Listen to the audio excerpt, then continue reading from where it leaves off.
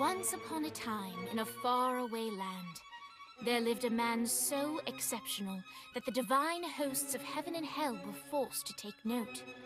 A man dangerous enough to bring Satan to his knees, but selfless enough to make God himself raise an eyebrow. How did this come to pass? Well, it all began at a very special birthday party for a very special young lady. Surprise! What is all this? It's your birthday, Kinsey. So? You've never been to a birthday party? No. Oh, like not even growing up? I went to the School of the Americas since kindergarten. We didn't really do birthday parties. But you celebrated Christmas? I don't have to explain myself to you. Oh, Kinsey, this is going to be so much fun. Zinjai made a cake, Jane Austen is here, we'll play some games. What sort of games?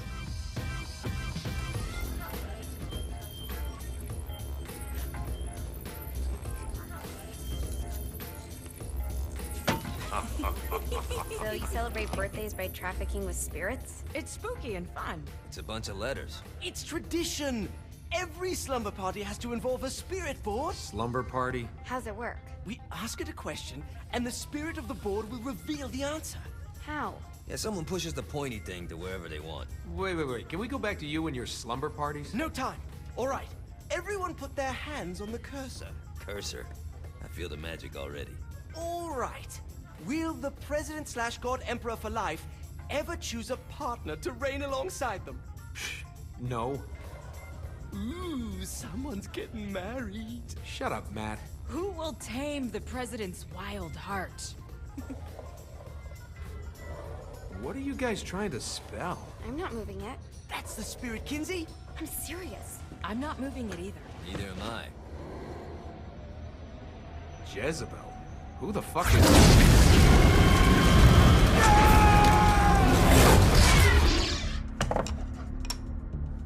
Is that not normal?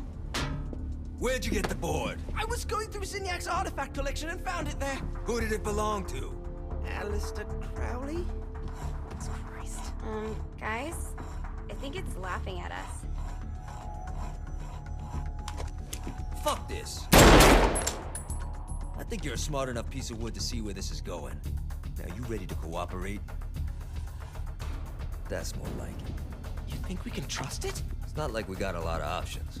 So what's the plan? We mount up and go in after the boss? No, I do. No sense in what's left of humanity walking right into a death trap. Someone's gotta live to tell the story. That's a stupid plan, Johnny. I'm leaving you in charge. Hell of a plan, Johnny. Are you serious? I'm coming too. Are you kidding me? How do you plan to come back? I try not to sweat the details. You need someone with you that does. No. It's my birthday. Fine. All right, then. You know where my friend is?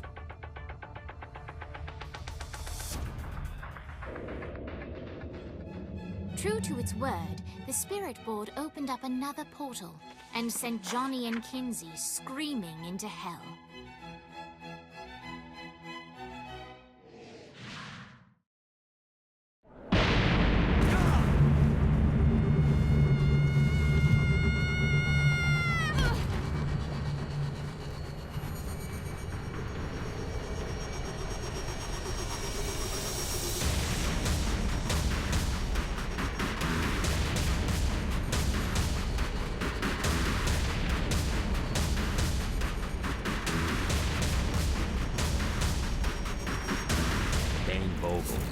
Ultor's behind this, I know it. Ultor and the Saints haven't been enemies in years.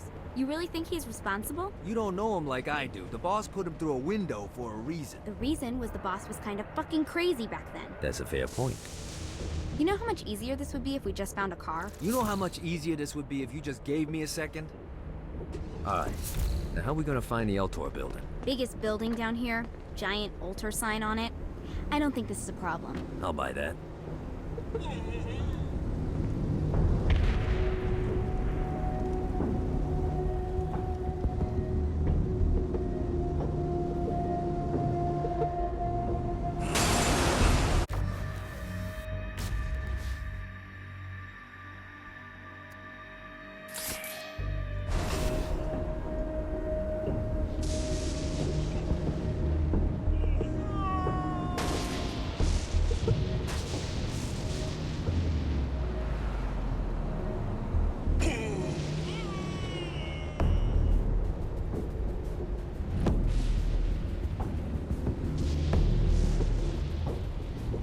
look at us. Kinsey Kensington and Johnny Gat driving together on a birthday adventure. Are you always this excited? Generally, I'm a misanthrope. I get it.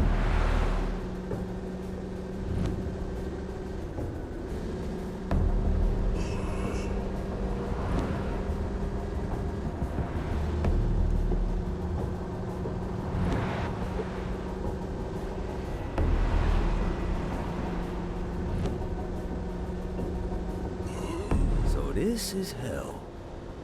Not as bad as I thought. It kind of reminds me of Steelport.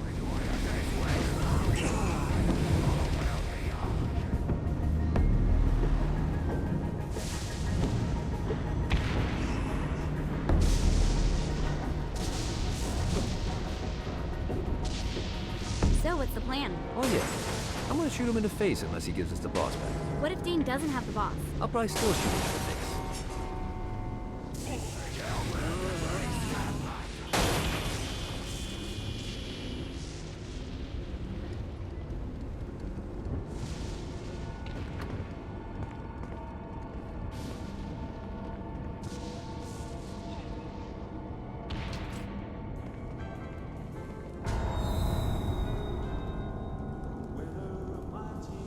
Welcome to hell. Shouldn't you have a receptionist? Such is the plight of eternal damnation. I have a feeling you didn't come here to catch up. Let's talk in my office. Not even death could stop the enterprising Vogel, who wasted no time in setting up an Ultor branch in the bowels of hell. Dane was eager to fill Johnny in on the ever-shifting politics of land rights in the underworld. But real estate mattered little to Johnny, who only cared where his friend was. Where'd you put the president? I've been trying to explain that. I didn't take them. Bullshit. You expect me to believe you just happened to be the first thing we see in hell? Maybe it's just me, but your thank you sounds more like an accusation. That's probably because he plans to kill you. Okay. I get the trust issues. Can I show you something? The pieces all came together. The president had caused more chaos and destruction than any other in human history. It was only natural that Satan would want them to marry his daughter. They needed a plan, and Johnny had one. I'm gonna shoot the devil in the face. I think you might be skipping some details. No, I said in the face. I like the commitment, but you gotta find a way to get close enough to him in the first place. When's the wedding? I'll just show up And then you'll shoot him in the face. Sorry, but it's a little more complicated than that. These things are tied to the soul. You won't be able to enter without one. So how do we get one? You get his attention. I know some places that are of particular value to the father of the bride. You hit those, you'll get your shot. Wait, why would Satan give out an invitation for destroying his stuff?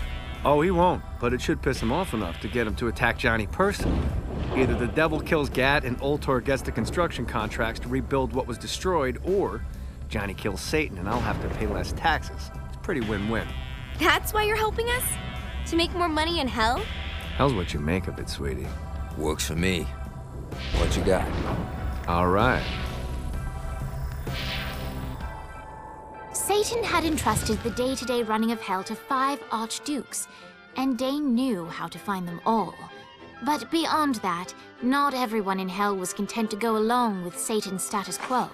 There were others who shared Dane's ambition for power, and the Ultor mogul knew that the key to unseating Satan lay in gaining their aid. But before Johnny set out to wage war against the Prince of Darkness, Dane had one final gift, an artifact that he had spent fortunes on. Lucifer's cracked halo. This holy relic granted Johnny the majestic wings of the Morning Star. However, he still needed help in learning how to use them.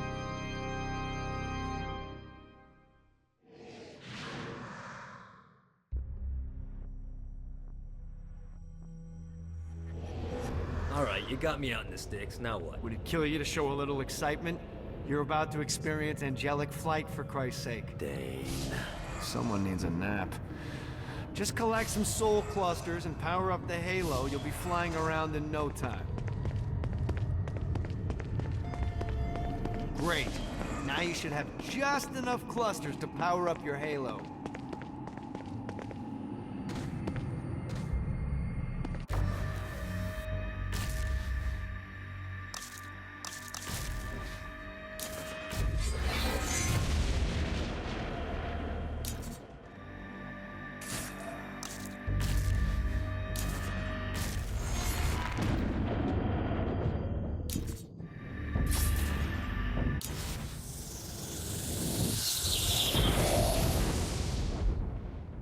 All right, let's start slow. Try to jump over to that next island. Also, the longer you charge your wings before jumping, the further you'll go.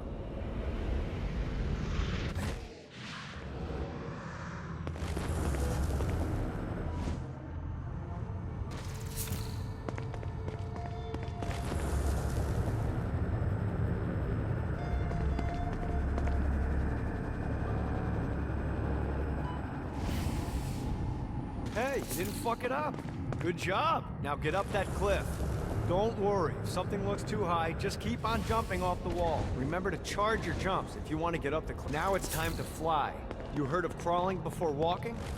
Well, in this case, you need to jump before you can fly. Launch yourself in the air with a jump, and then hold your wings out to glide to that next island. I put out some orbs to show you the path.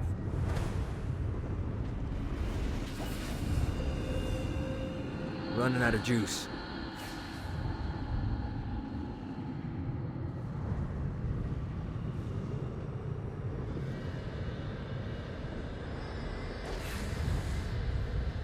Need to rest the wings. Try again. Here's a tip. You don't need to get a running start to fly. Just jump and hold your wings out to glide. Let the wings do the work. You'll have to dive to reach the next island. Do that by pointing your head down. Don't worry, the rest of your body will follow.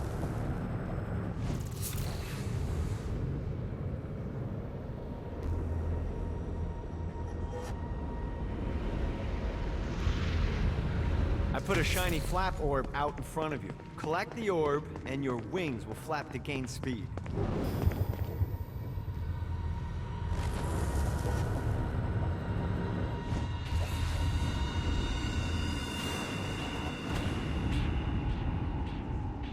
All right, now try flapping those wings on your own. Do a flap on your way to the next island.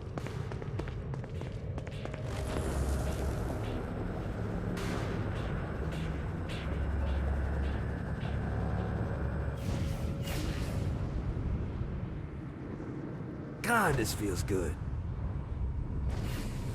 The exact opposite of diving is climbing. Climbing will slow you down and eventually cause you to stall. And trust me, stalling sucks. You can flap while gliding to gain additional speed. So the faster you're going, the higher you can fly. Now try to reach the island up there.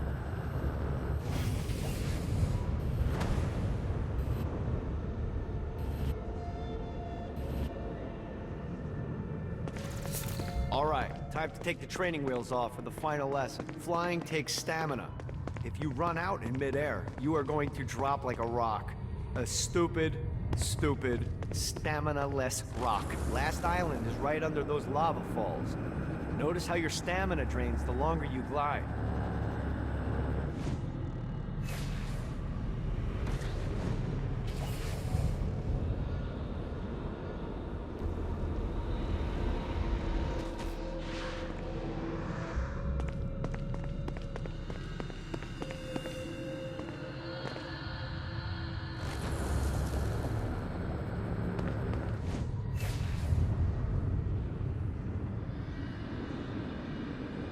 Gotta pick it up. Let's get you back to the old tour building. I want to run through all the stuff you can do to hurt Satan. Sure thing. See you soon. Here's the deal. If you want some FaceTime with Satan, you need to get his attention. Now, Satan hates being challenged, so anything you do to undermine his control is good. Fraud, mayhem, shooting demons in the face, anything. You can keep track of Satan's wrath with this handy meter. Get it high enough, and you'll be having drinks with Big Red in no time. I've compiled a list of shit to do, so take a look and do whatever sounds fun. Oh, one more thing. We have some potential allies down here. Trust me, you want to impress them.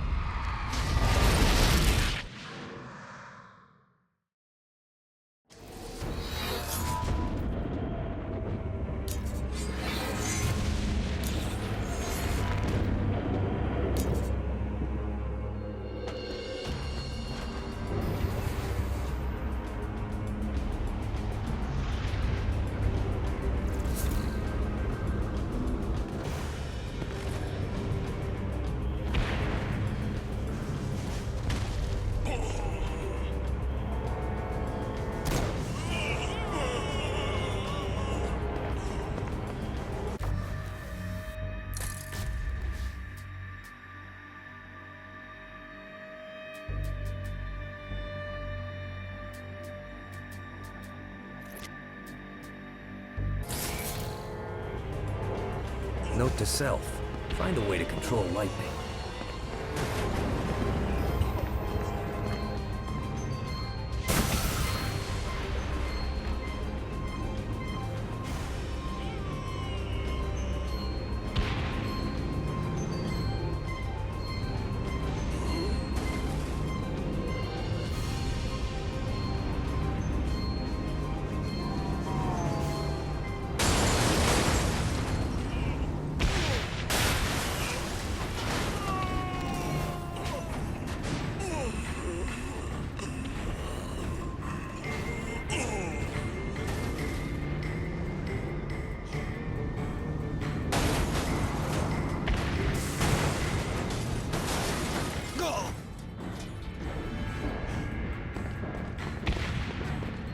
Just what I needed.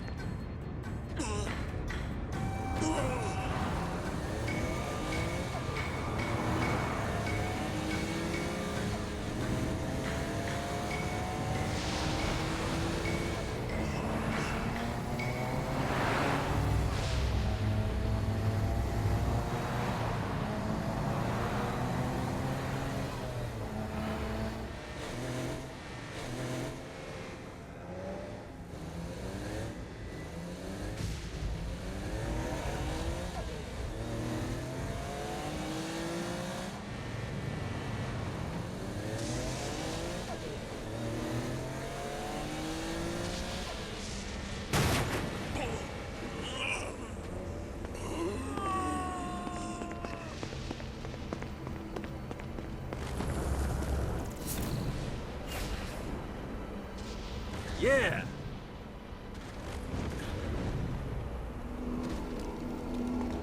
A Damsel's Orientation Guide, Chapter 38. Imps. Little bundles of pure sin. These adorable mischief makers serve as perfect pets or slave labor.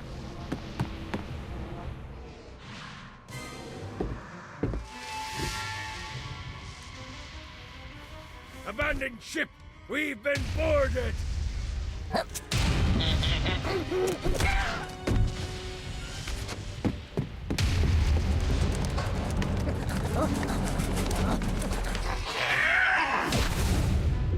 these damn things off my ship!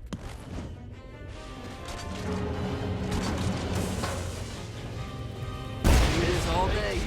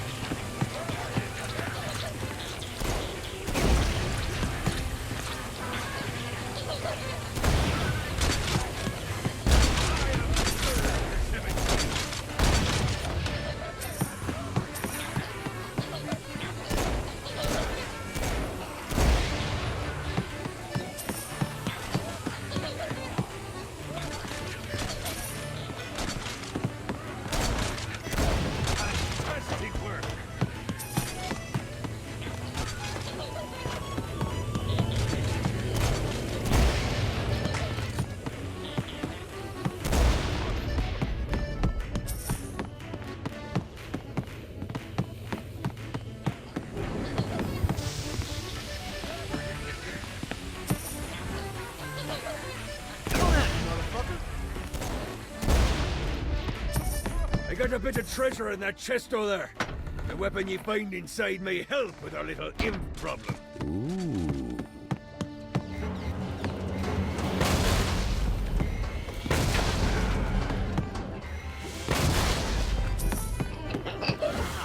Not another one of these.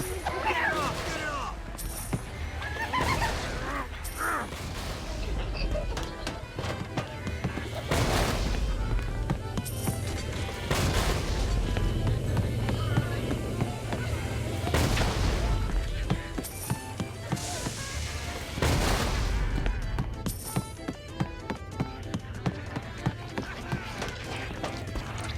I summoned these imps to serve as my crew. I forgot what a handful they could be. Once aboard, they wouldn't listen to their captain. They ran amok in the bowels of the ship. Is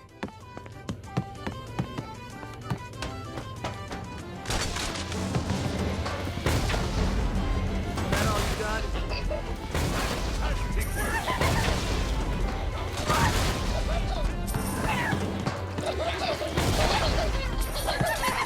Good. Just like the old days.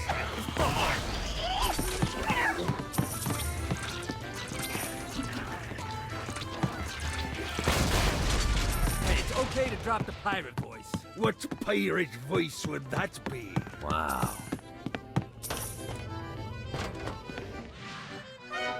Zinyak's destruction of Earth had a profound impact on the afterlife. To heaven, it was a logistical nightmare.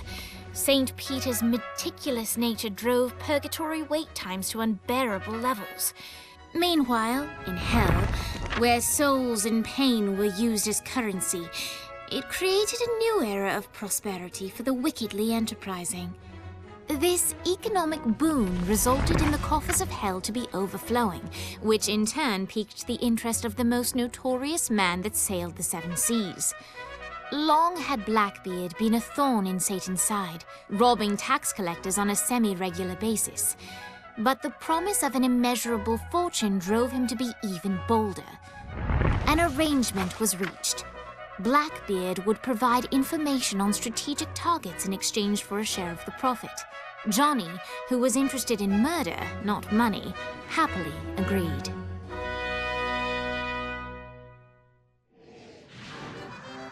I grant ye the ability to summon my crew whenever they're needed.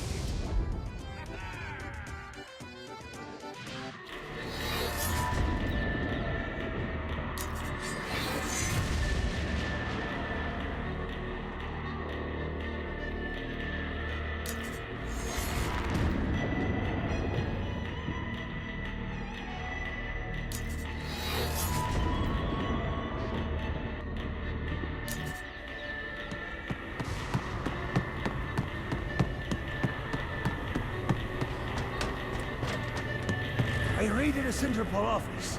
Found information on where the president is being kept. Evidently, they've been trapped in some sort of soul crystal inside Satan's palace. Breaking in is an impossibility. Your best bet to save them is to continue to try to draw Satan out of his palace.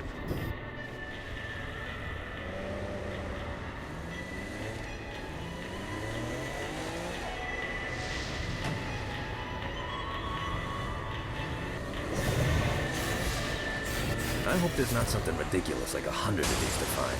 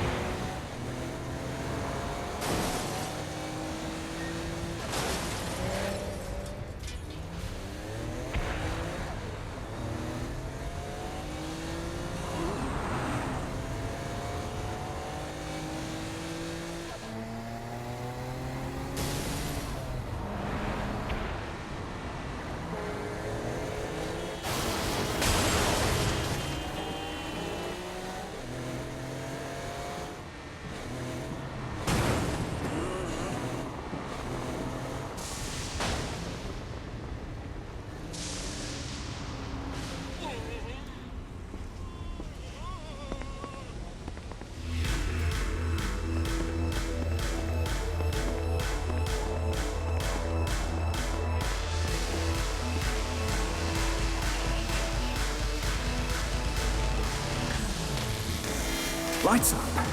William Shakespeare, humanity's greatest playwright, and hell's most diabolical purveyor of entertainment, looks on as a brave mortal on an Orphean quest enters. The bard's interest is piqued, and he looks to test his visitor's mettle.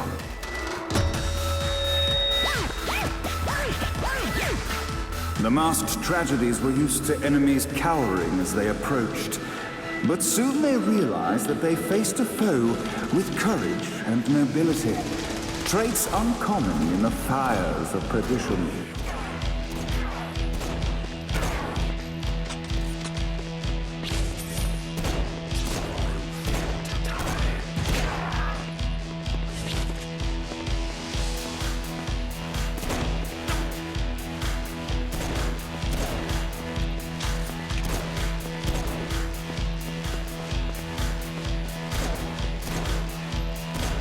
The inciting incident resolved. The time had come for rising action.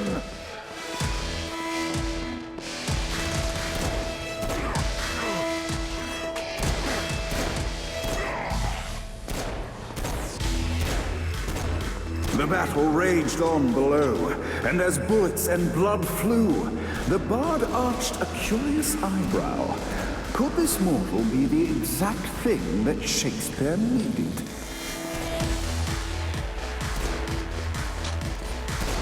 This all hell's got to offer? This battle is far from over, mortal. Arise! And now, Act 3!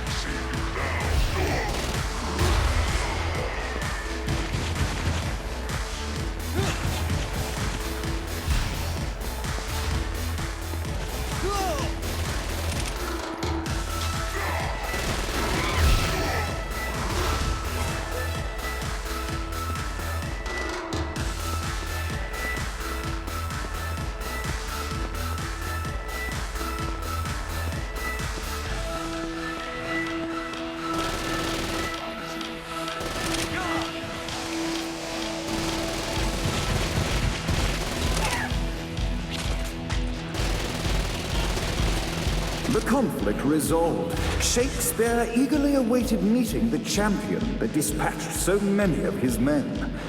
Undoubtedly, they were here for the bard's aid. And while happy endings were not a thing found in hell, Shakespeare always had a soft spot for comedies. In the land of the living, William Shakespeare is regarded as one of the most prolific playwrights of all time. However, to the denizens of hell, the bard is seen in a far different light. After selling his soul for fame and adoration, Shakespeare served in hell as Satan's spy master general. In doing his duty, Shakespeare would punish the souls he was investigating by forcing them to perform in grotesque passion plays for Satan's amusement. But in a Twelfth Night-esque twist, Shakespeare found himself living a double life. While he projected an image of cruelty, his heart was as soft as Jezebel's.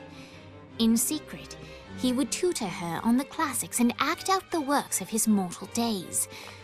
When Satan found out, he cast Shakespeare out of the palace, believing that the poet would be tormented by the populace of hell, far out of Jezebel's sight. But Satan had not counted on the bard's cunning. Embracing his persona of master torturer, Shakespeare and his followers, the tragedies, took root in the entertainment district, biding their time for revenge.